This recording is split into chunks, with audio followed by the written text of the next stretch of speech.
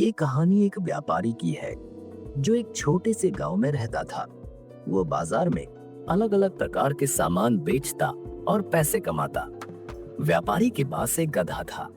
वो सामान की बोरी उस पर लादता और बाजार में बेचने जाता।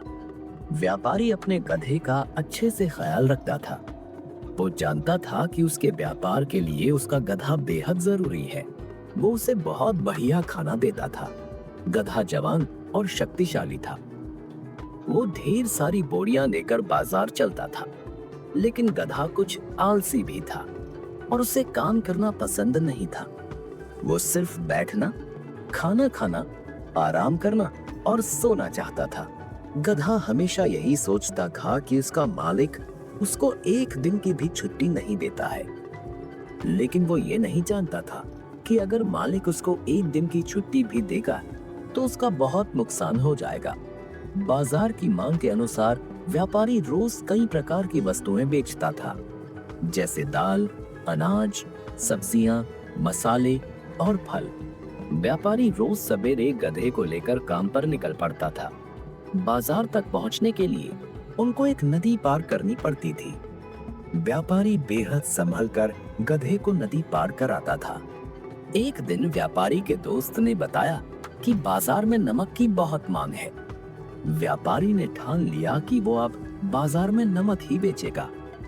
उसने बेहद जल्दी नमक की 12 बोरियां तैयार कर ली और उसने 6 बोरियां गधे की पीठ पर लाद दी। गधे की टांगें कांपने लगी। तब उसे एहसास हुआ कि वजन थोड़ा ज्यादा है। गधे को कोई तकलीफ ना हो इसलिए व्यापारी ने एक बोरी उसकी पीठ से उतार ली। गधा फिर भी आगे नहीं बढ़ रहा था। व्यापारी गधे की हालत समझता था, लेकिन वो ये भी समझता था कि गधा आलसी है। उसने गधे को डांटा और छड़ी से भी मारा और इस तरह गधा चलने को राजी हो गया। उस दिन व्यापारी की सारी बोरियां बाजार में बिक गई और इस तरह व्यापारी को अच्छा खासा मुनाफा हो गया। फिर उसने ठान लिया कि अब वो बाजार में नमक ही बेचेगा। अगले दिन उसने गधे को फिर से तैयार किया। गधा पहले की तरह ही लड़खड़ाने लगा तो उसने कुछ बोरियां कम की और जैसे तैसे गधे को मनाकर ले गया। नदी पार करते समय गलती से गधे का पैर फिसल गया और वो पानी में गिर गया। इससे काफी सारा नमक पानी में घुल गया और गधे का वजन आधे से भी हल्का हो गया। गधे को चलने में आसानी होने लगी, लेकिन व्यापारी का काफी नुकसान हो गया था।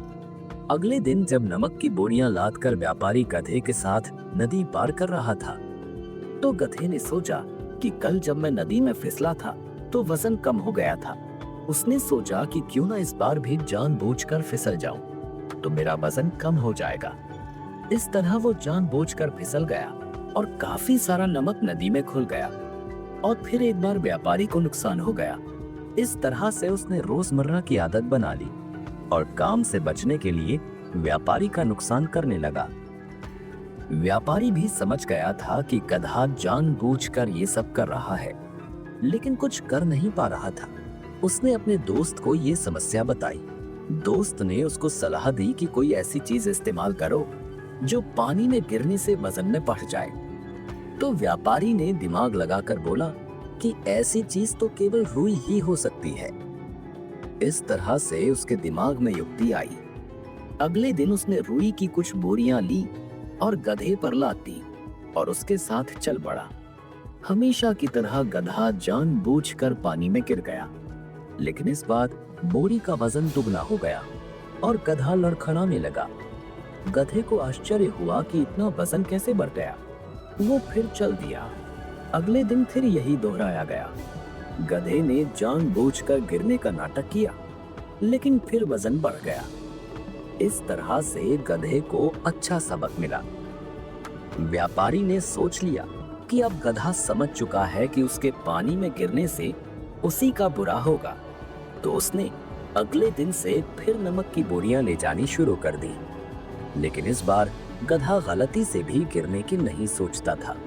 इस कहानी से हमें ये शिक्षा मिलती है कि किसी भी परिस्थिति में युक्ति और बुद्धि का प्रयोग करके उस परिस्थिति को अपने अनुकूल किया जा सकता है। मुश्किल से मुश्किल परिस्थिति में भी बुद्धि का प्रयोग करके स्थिति को संभाला जा सकता है।